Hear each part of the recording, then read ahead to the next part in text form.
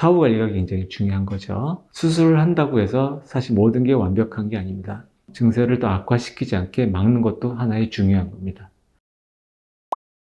무릎 관절이 손상되는 이유는 우리가 일상생활에서 삐끗하거나 운동을 하거나 했을 때 이제 오게 되는데, 무릎을 잡아주는 근력이 약했을 때 잡아주지 못하면서 돌아가거나 하면서 이제 찢어지거나 눌리거나 하는 그런 형태, 골반에서 회전이 일어나야 되는데 그 회전이 잘 안 일어나서 이제 무릎에 그 회전력이 가해지면서 무릎의 조직들이 비틀어지면서 이제 손상되는 그런 경우를 이제 많이 볼 수가 있어요. 연골이라는 것은 뼈와 뼈 사이에 충격을 흡수해주는 게 가장 큰 역할을 하는 거죠. 관절의 움직임을 부드럽게 해주는 역할을 하고, 또 이 연골을 통해서 무릎 관절에 영양분을 공급을 하게 됩니다. 연골 수술이라든지 인대 수술한 경우에는 거의 다 퇴행성 관절염이 2차적으로 온다고 보시면 됩니다. 그래서 이제 수술했다고 수술이 끝난 게 아니고 사후 관리가 굉장히 중요한 거죠. 수술하면서 이제 근력이 많이 떨어지게 돼요. 근력을 많이 키워주게 되고 재활을 좀 하셔야 되는 거죠. 주기적으로 관절염이 발생하는지 확인을 해야 됩니다.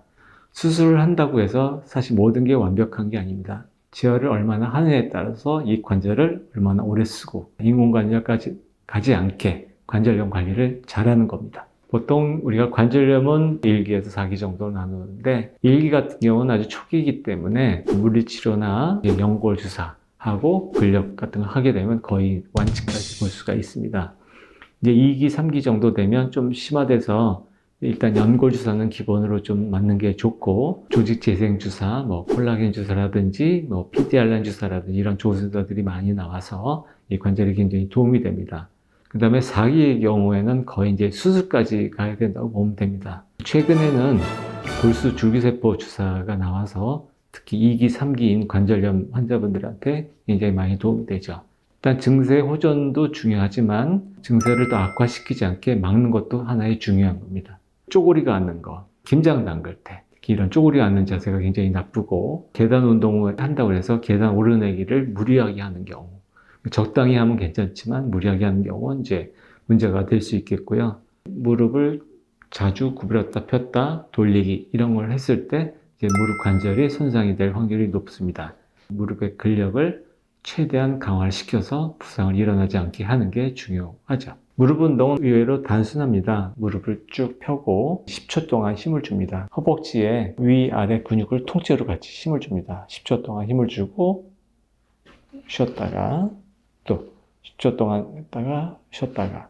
보통은 한 30번에서 50번 정도 하루에 하면 되지만 좀 더 열심히 하면 하루에 100번 정도 하게 되면 평생 관절을 망가뜨리지 않게 살 수가 있을 거고요.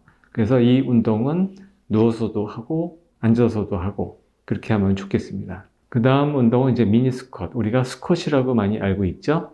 무릎을 90도까지 구부리면서 앉는 자세인데, 그렇게 하면 무릎에 무리가 많이 올 수 있기 때문에 무릎을 한 30도에서 한 45도 정도 구부렸다 폈다 하는 거죠. 그것도 좀 무리가 된다 싶으면 벽에 기대서 미니 스쿼트 운동을 하시면 도움이 되겠습니다. 특별히 어려운 운동도 아니고 일상생활에서 충분히 할 수 있기 때문에 이것만 열심히 해도 부상과 관절염을 많이 예방을 할 수가 있습니다.